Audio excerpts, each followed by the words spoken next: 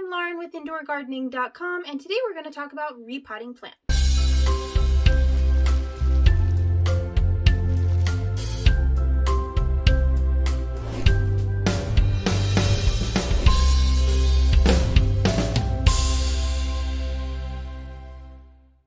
Alright, so let's go ahead and talk about when to repot your plants.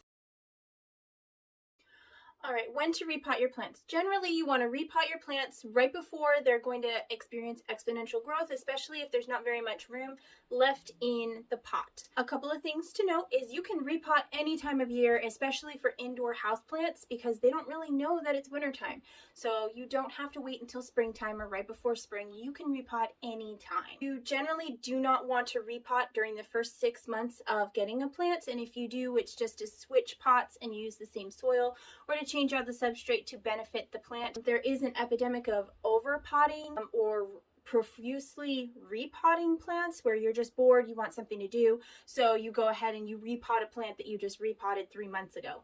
Plants get really cranky and it stunts their growth if you over repot them like this. Similarly to putting them in a bigger pot or too small a pot, it can stunt their growth as well. You also want to repot your plant if it appears to be nutrient deficient, if the substrate is clearly compacted around the soil, it's hydrophobic, and it's not a good potting media. You definitely want to repot it if that's the case.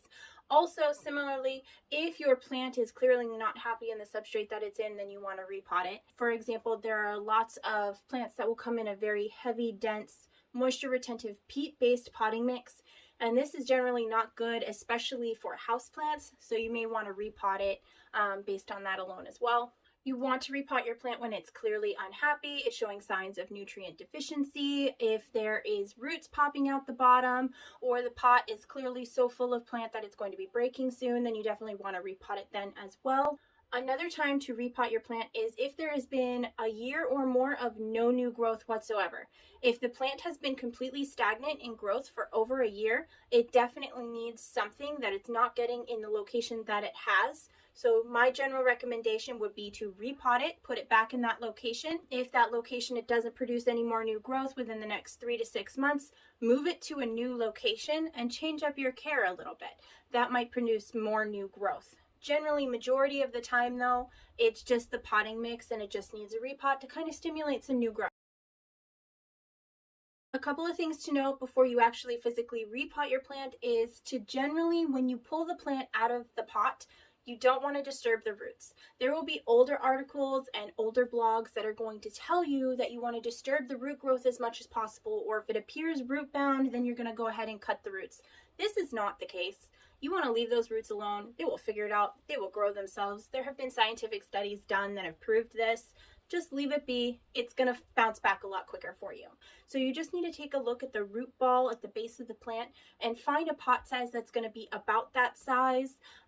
For something that is a prolific grower like a monstera, maybe go up a size or two, but generally you want to stick to about 1 to 2 inches bigger than what you have, or the next size up in what you have. You don't want to go too big because then you can rot your plant. You also don't want to go too small because then you will stunt the growth of your plant. So it really just depends. Take it by ear. Go by the root ball size, not the size of the plant though. That's key. Another thing to note before you actually go repotting your plants is to make sure that you fully water your plant. If you fully water your plant and everything is fully saturated, your plant is able to absorb all of that moisture, then it's going to be as happy and healthy as possible when you are up potting it. And that way, if any damage is done, then it can heal itself and have that energy. It's not going to be sitting there trying to soak up water at the same time it's trying to heal itself.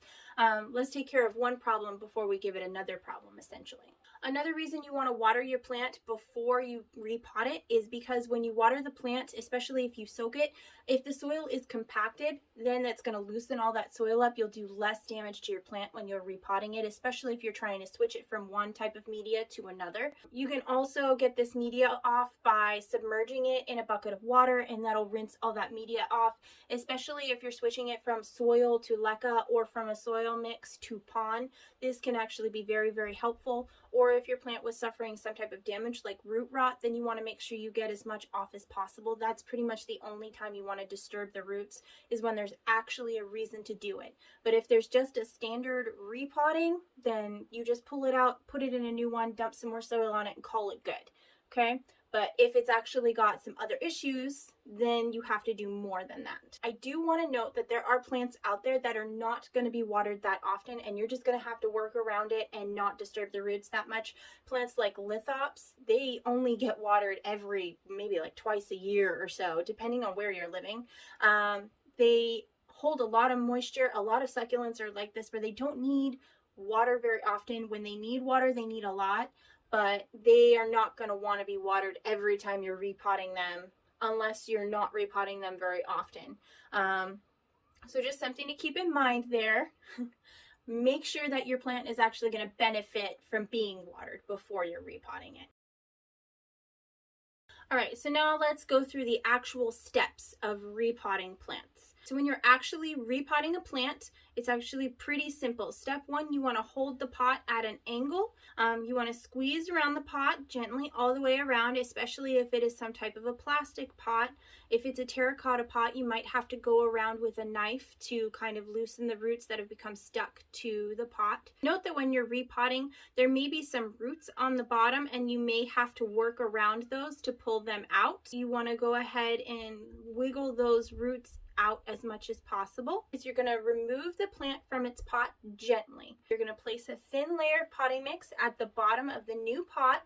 Generally, when you're picking your new pot, you only want it to be 1 to 2 inches bigger, or just one size up from the previous pot. You're going to place the plant in the new pot, and you are going to fill around it with soil, or whatever type of substrate you are now potting your plant in.